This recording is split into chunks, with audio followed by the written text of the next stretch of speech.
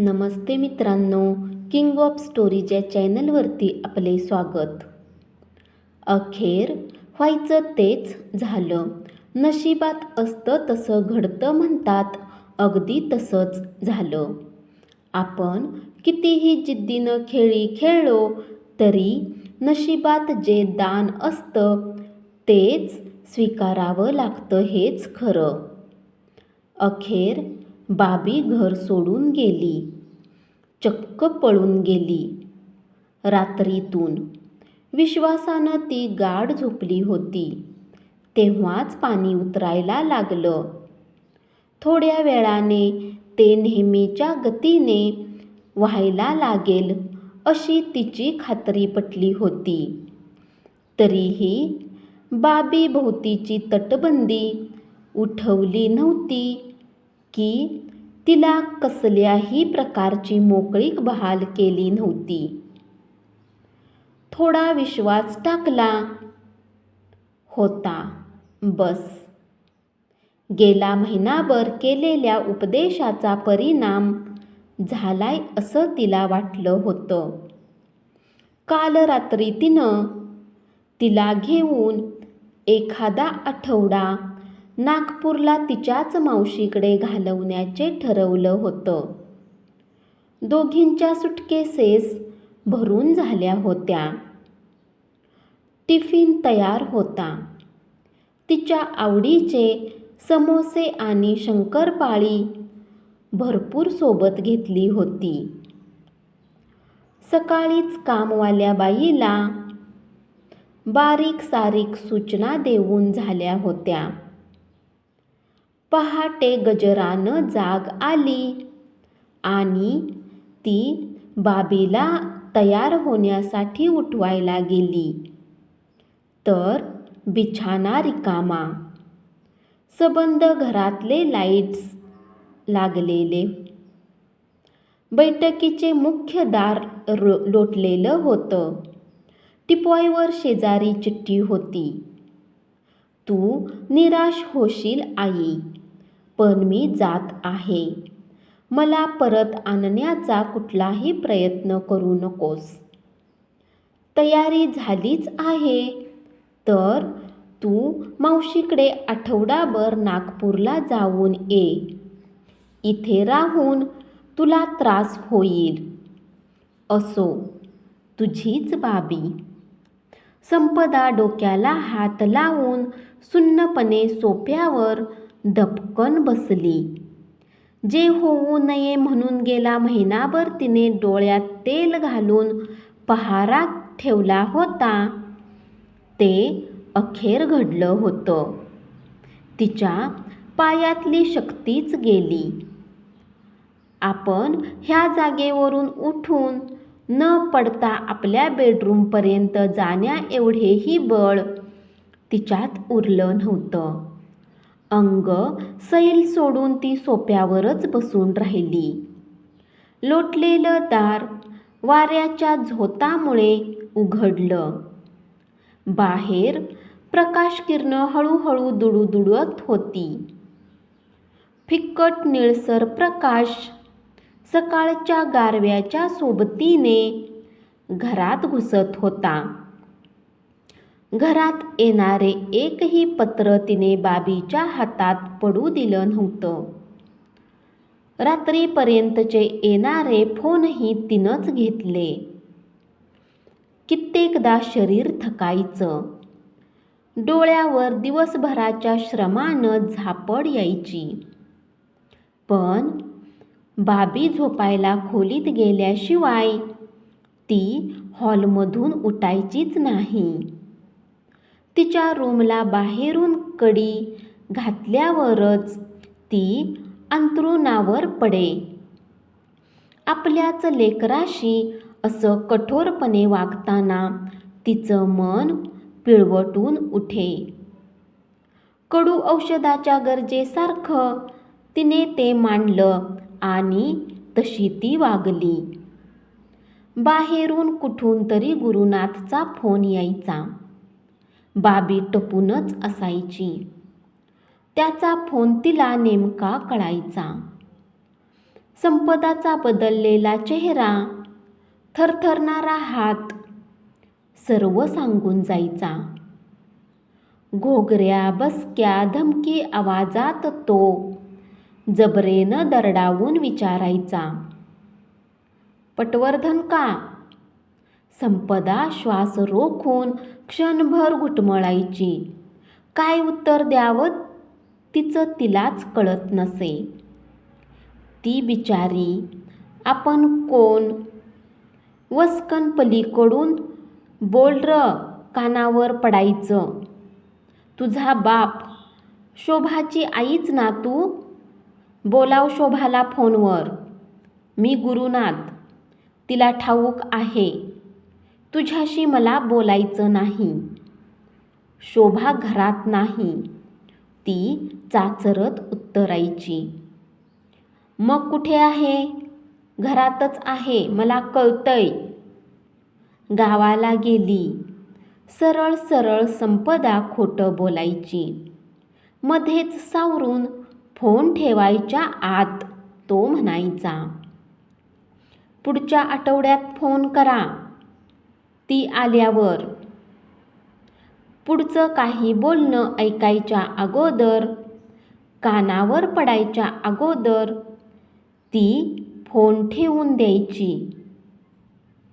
प्राण डोळ्यात आणून कुठूनशी हॉलमध्ये पोहोचून बाबी संपदाचा आणि गुरुनाथचा संवाद ऐकायची. दिवसातून किमान 4-5 वेळेस त्याचा फोन यायचा.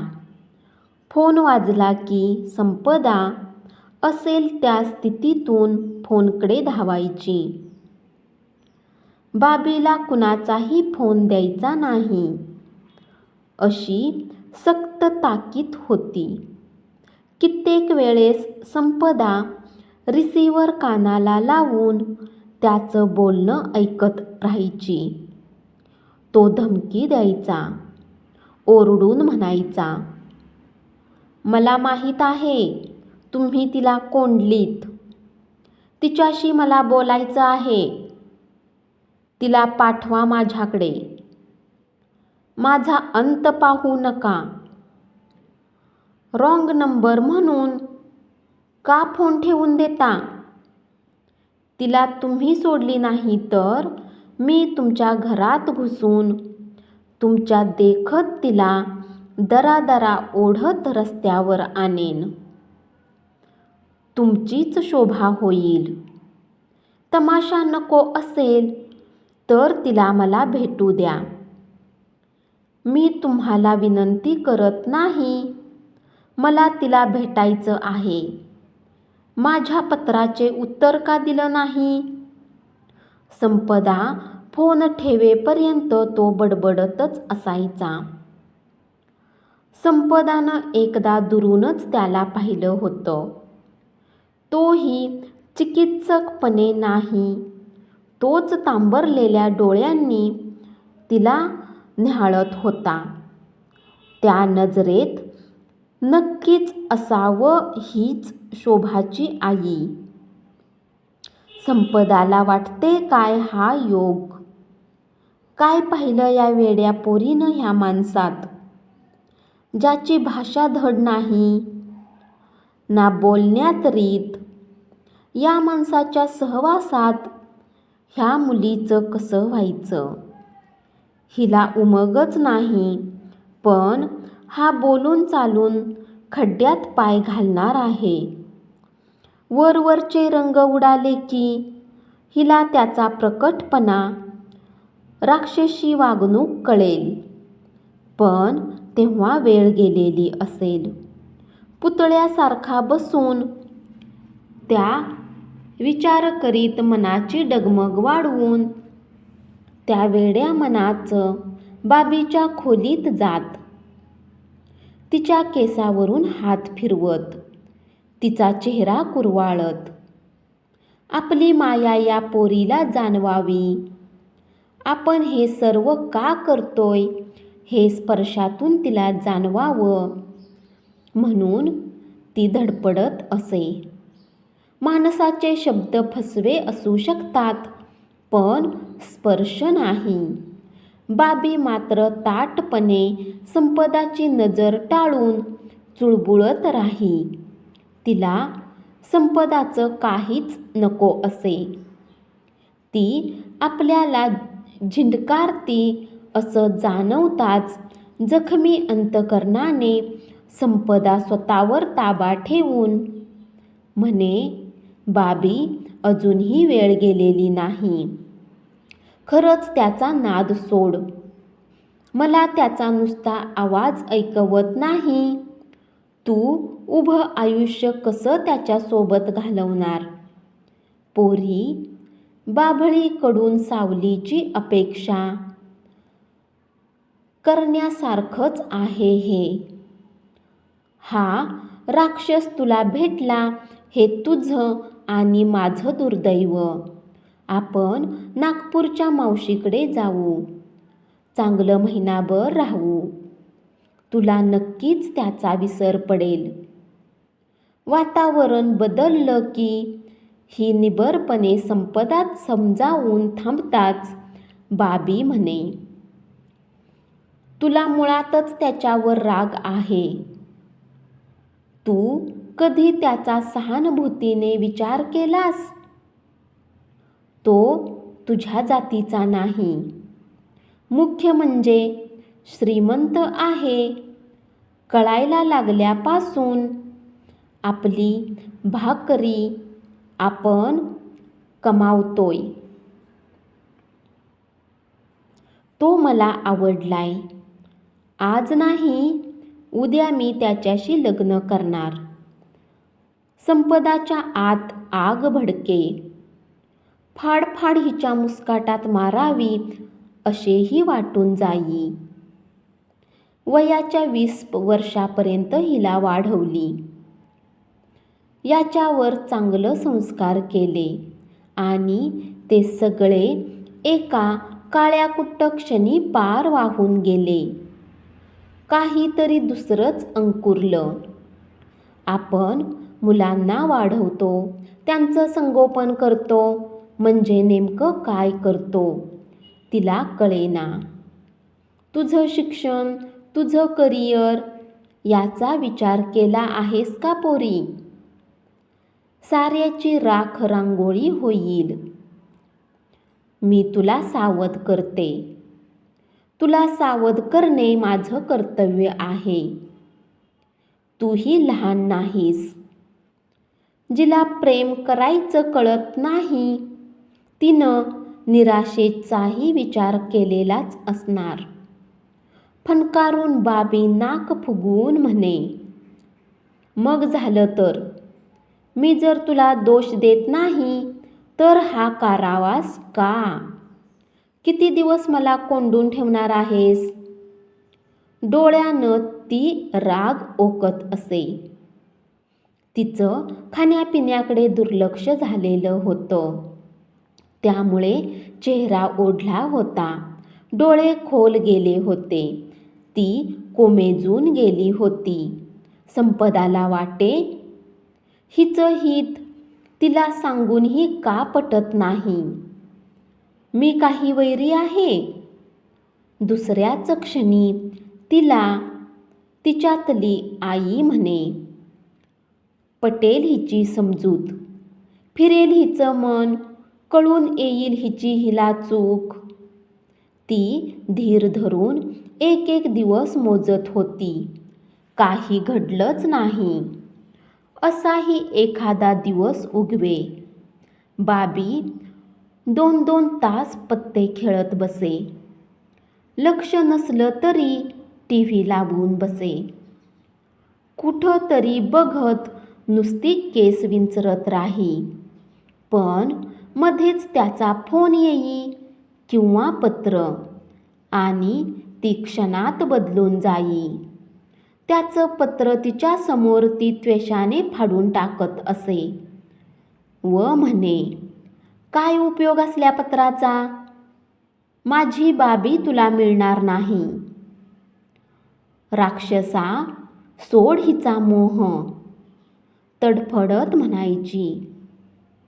अगं, वाचू तर देशील ना पत्र त्याचं मला? मग फाड. काय लिहिले ते तर कळू दे मला.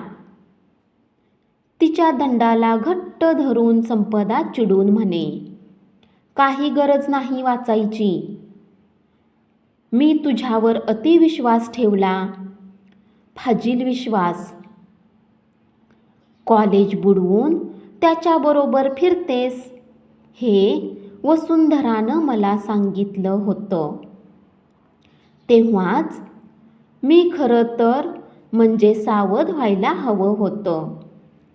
त्या क्षणी कुठेतरी वाटलं वसुंधरा खोटं बोलते. हिला नक्कीच तुझ्या दिसण्याचा श्रीमंतीचा हेवा असेल. तिचाच संशय घेऊन तिला उभी आडवी झाडली. पण आज कळतंय वसुंधरा खरंच सांगत होती. मायेनं आंधळी झालेली होते मी. तिच्या विस्फारलेल्या डोळ्यापुढे तो प्रसंग आला. बाबी आंघोळीला गेली. संपदा स्वयंपाकघरात होती. ही तिची नेहमीची गुंतवणूक टाकणारी वेळ होती. हॉलमध्ये फोन खणखणत होता. संपदानं हात धुवून फोन घेतला. दिनकर अजून उठलाच नव्हता.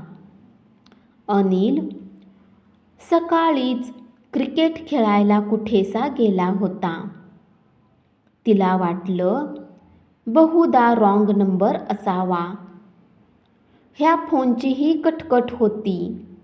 थोड्याशा संतापानंच तिनं रिसिव्हर कानाला लावला व ती नाराजीनं म्हणाली, हॅलो बाबी, मी गुरुनाथ बोलतोय. येते आहेस ना? संपदानं फक्त हुंकार भरला आणि तरी कोण गुरुनाथ तिला वाटलं. काल का बागेत भेटली नाहीस? काल कॉलेजला पण गेली नव्हतीस का? पानटपरीवर मी तासभर वाट पाहून थकलो. सॉरी, संपदा बोलून गेली.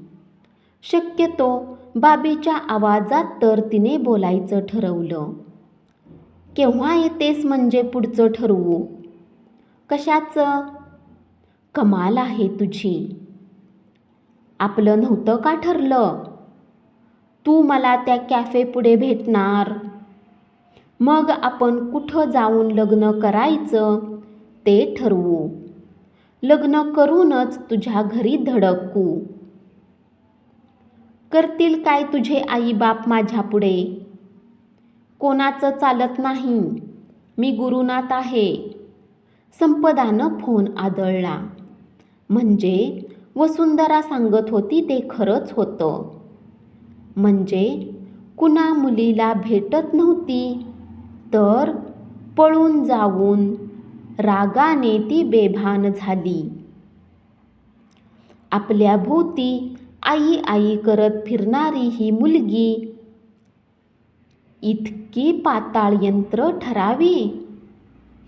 तेवढ्यात गाणं गुणगुणत बाबी केस पुसत पुसत बाथरूममधून हॉलमध्ये डोकावली. शांतपणे संपदा म्हणाली, बाबी, फोन होता तुझा. कोणाचा? माझा? गुरुनाथचा. गुरुनाथचं नाव उच्चारताच बाबीचा चेहरा खरकन पडला. स्वतःला सावरत ती म्हणाली, प्रभाचा भाऊ ग तो. त्याचं स्टेशनरी दुकान आहे. प्रभा म्हणत होती काल मॅटेनीला ड्रीमलँडला येणार का? काय म्हणत होती? सिनेमाचं कॅन्सल झालं का? सिनेमा गेला खड्ड्यात. तो गुरुनाथ म्हणत होता केव्हा येणार आहेस पळून जाऊन लग्न करायला. बाबी पांढरी फट्ट पडली. तिच्या पापण्यांनी भराभर फडफड केली आणि ओठ वेडेवाकडे हलले. ती हादरूनच गेली. बाबीवर खेचत संपदा ओरडली. काय ग, हा गुरुनाथ कुठे जाणार होता? तुम्ही पळून? बघतेच कसा तो घरात येतो ते. आजपासून तुझं घराबाहेर जाणं बंद. आता जा आणि वाचत बैस. मी बघते त्या गुरुनाथकडे. आई. पण बाबी तिथेच उभे राहून धीटपणे काही बोलत होती. एक अक्षर बोलू नकोस. माझा तोल जाऊन मी तुला मारेल. मूर्ख कार्टी. स्वातंत्र्य मिळालं तरी त्याचा उपयोग करायला हवा ना. कळले तुझे प्रताप. बेदरकारपणे संपदाकडे बघत बाबी तिच्या खोलीकडे गेली. तिच्या कोडगेपणाची संपदालाच लाज वाटली. ही आपलीच पोर का, असंही वाटून गेलं तिला. धन्यवाद. अशाच नवीन नवीन कथा किंग ऑफ स्टोरीज या चॅनलवर दररोज ऐकत राहा आणि किंग ऑफ स्टोरीज या चॅनलला जरूर सबस्क्राईब करा.